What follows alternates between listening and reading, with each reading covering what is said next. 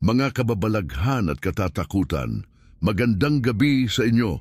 Ako si Baltasar, ang inyong gabay sa mga nakakakilabot na kwento dito sa Creepy Pinoy Stories. Maraming salamat sa inyong patuloy na pakikinig at suporta sa ating channel. Kung bagong salta ka pa lamang sa ating madilim na sulok sa YouTube, huwag mag-atubiling pindutin ang subscribe button at i-click ang notification bell para lagi kang unang makatanggap ng mga sariwa at orihinal na Tagalog horror stories na inihahandog natin sa bawat upload. Sumali na sa lumalaking komunidad ng mga mahihilig sa mga kwentong nakapagpapabilis ng tibok ng puso at nagpapalakas ng adrenaline. Huwag kalimutang i-like ang video na ito at mag-iwan ng komento para sa ating mas nakakatakot na interaksyon. Ngayong gabi, maglalakbay tayo sa misteryosong bayan ng Santa Cruz, kung saan ang mga anino ay bumubulong ng mga sikretong hindi dapat malaman. Makikilala natin si Leo, isang batang lalaki na ang tanging nais ay makatakas sa kanyang mapanglaw na buhay. Ngunit sa kanyang pagtakas, siya ay mahuhulog sa isang mas malalim at mas madilim na bangin. Ano nga ba ang lihim na tinatago ni Dr. Silayan, ang psikolohistang may mahiwagang pangako ng pagbabago? At saan hahantong ang paghihimagsik ni Leo laban sa kanyang mapait na tadhana? I-lock na ang inyong mga pinto, patayin ang ilaw, at ihanda ang sarili sa isang kwentong tiyak na magtutulak sa inyo sa gilid ng inyong upuan. Samahan niyo ako at alamin natin ang kasagutan sa mga tanong na ito sa ating kwentong pamagat, ang sikreto ni Dr. Silayan. Sa tahimik na bayan ng Santa Cruz, kung saan ang mga kalsada ay halos walang tao paglipas ng 4:00 ng hapon, ang mga tindahan ay nagsisimula ng magsara at ang mga bata ay nagmamadaling umuwi. May isang batang lalaking nagngangalang Leo. Siya ay may matalas na mga mata at payat na pangangatawan. Naglalakad pauwi mula sa eskwelahan.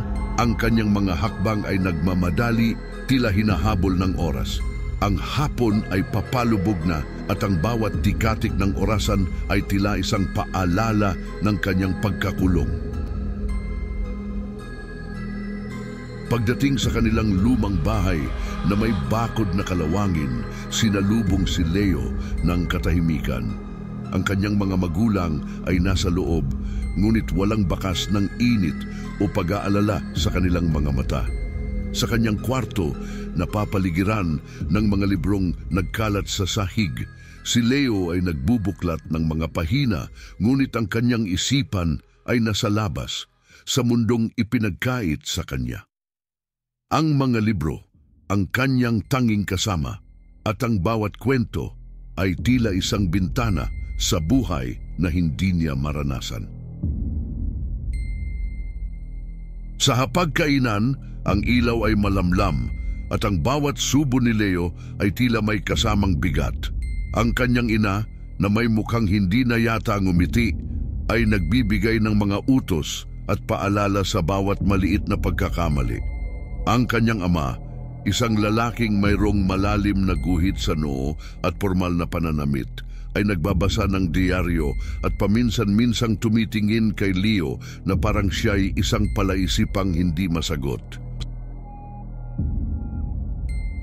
Sa tuwing magkakamali si Leo, tulad ng pagtapon ng baso ng tubig, ang kanyang ina ay sisigaw at magtatanong kung bakit siya laging pabigat, habang ang kanyang ama ay tatahimik lang at magpapakita ng pagkadismaya. Ang bawat sigaw at palo ay nag-iiwan ng marka hindi lamang sa kanyang balat kundi pati na rin sa kanyang kaluluwa.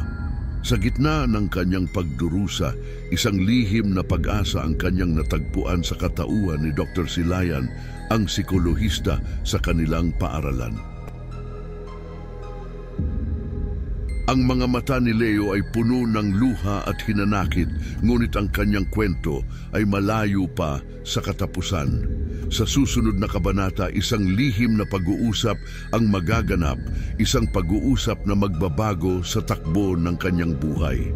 Ano nga ba ang plano ni Dr. Silayan para kay Leo at paano nito maapektuhan ang kanilang magiging relasyon? Ang sagot ay naghihintay sa susunod na yugto ng kanyang kwento. Sa gitna ng ingay at halakakan ng mga estudyante sa paaralan, isang malungkot na figura ang tahimik na nagmamasid. Si Leo, sa kanyang 12 taong gulang, ay tila isang anino na lumalakad sa malawak na bulwagan ng pag-iisa. Sa isang sulok ng ikalawang palapag, naroon ang opisina ni Dr. Silayan na parang isang santuwaryo na nagtatago ng mga sikreto. Ang pinto nito'y palaging bahagyang nakabukas na tila isang paanyaya o isang bitag.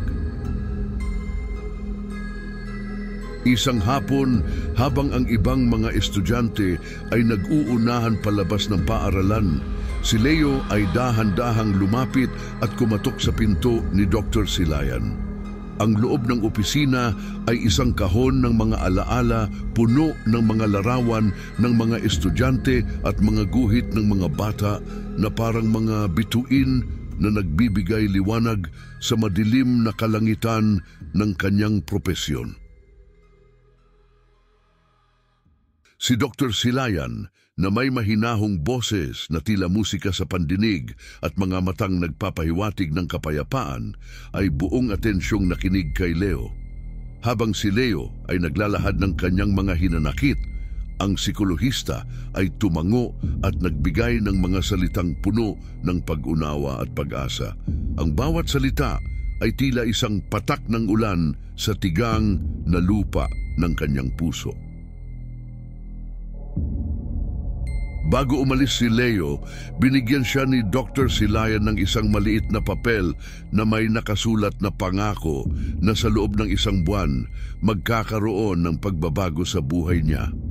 Ang papel ay mabilis na naging isang hiyas sa kanyang palad, isang lihim na pag-asa na maaaring magbago ang lahat.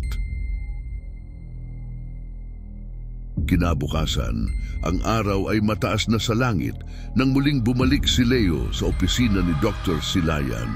Ang psikolohista ay masiglang nagtatanong tungkol sa mga paboritong libro at pangarap ni Leo na tila isang hardinero na nag-aalaga sa kanyang mga tanim. Ang bawat tanong ay nagpapalalim sa kanilang samahan, nagbubukas ng bagong daan sa isang mundo kung saan si Leo ay maaaring maging siya. Nang inalok ni Dr. Silayan si Leo ng isang malamig na soft drink, si Leo ay nagpasalamat at uminom ng walang pag-aalinlangan. Ang kanyang lalamunan ay tigang sa init ng araw. Ang malamig na likido ay tila isang oasis sa kanyang uhaw na kaluluwa.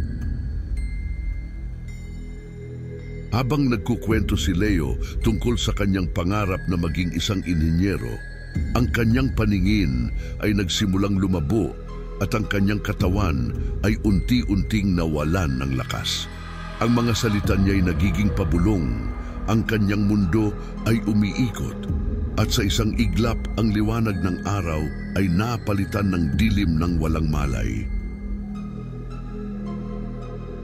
Ang pagkawala ng malay ni Leo ay simula ng isang mas malalim na bangungot, isang kwento na magdadala sa kanya sa mga lugar na hindi niya inaakalang mararating.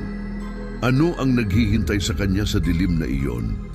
Ang mga susunod na pangyayari ay maglalantad ng isang katotohanang mas nakakakilabot pa sa kanyang pinakamalalang mga bangungot.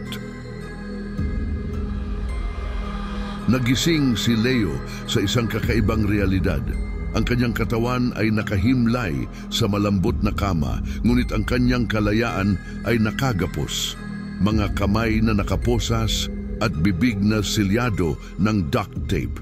Ang kanyang isipan ay nagpupumiglas sa pagkalito. Mga mata ay nagtatanong sa bawat sulok ng kwartong ito na puno ng mga laruan at video games. Ang mga kulay at tunog mula sa mga bagay na matagal na niyang pinapangarap ay nagbibigay ng malupit na ironiya sa kanyang sitwasyon. Sa mga sandaling nakakawala si Leo mula sa kanyang pagkakaposas, sinasamantala niya ang pagkakataon upang maglaro at magpanggap na malaya. Ngunit kahit anong subok niyang limutin ang kanyang realidad, ang kadenang nakapulupot sa kanyang paa ay laging nagpapaalala sa kanya ng kanyang tunay na kalagayan, bilanggo.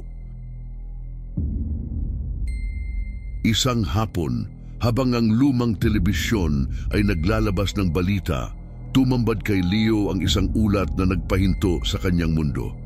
Isang batang lalaki ang natagpo ang patay at sa tabi ng kanyang bangkay, naroon ang ID ni Leo. Ang kanyang puso ay nagtibok ng mabilis, isang takot na hindi niya maipaliwanag ang bumalot sa kanya. Ang mga imahe sa telebisyon ay parang multong nagpapahiwatig ng isang mas malalim at mas madilim na misteryo. Sa gabing iyon, sa ilalim ng mapanglaw na liwanag ng buwan at ang malamig na haplos ng hangin, muling inalok ni Dr. Silayan si Leo ng isang baso ng inumin. Ang lasa ng pampatulog ay pamilyar na sa kanya at sa pag-inom niya, unti-unti siyang bumigay sa dilim ng pagkalimot. Pagmulat ng kanyang mga mata, ang damo sa parke ay basa pa sa hamog ng umaga. Sa hindi kalayuan, ang mga magulang ni Leo ay naghihintay. Ang kanilang mga mukha ay larawan ng pag-aalala at pagmamahal. Ang yakap ng kanyang ina ay nagdala ng ginhawa, ngunit sa likod ng kanyang isipan, ang mga katanungan ay nananatili. Sa mga sumunod na araw, kahit hindi na sila nag-uusap, si Dr. Silayan ay paminsan-minsan ay kumikindat kay Leo. Ang bawat kindat ay isang paalala ng lihim na kanilang pinagsaluhan, isang lihim na maaaring sumira sa bagong simula ni Leo. At sa bawat kindat na iyon, ang isang nakakakilabot na tanong ay patuloy na gumugulo sa kanyang isipan. Sino ang batang lalaki na natagpuan sa ilalim ng tulay? At bakit naroon ang kanyang ID? Ang misteryo ay nag-iwan ng isang nakakapangilabot na bakas sa kanyang hinaharap. Isang tanong na maaaring hindi niya gustong malaman ang sagot. Mga taga-subaybay, ang kwentong ito ay paalala na ang pagtakas sa realidad ay maaaring humantong sa mas malalim na bangungot. Salamat sa inyong pakikinig sa Creepy Pinoy Stories. Huwag kalimutang mag-like, mag-subscribe at mag-komento para sa mas marami pang nakakakilabot na kwento. Hanggang sa muli, mag-ingat, baka ikaw na ang susunod na bida sa aming kwento.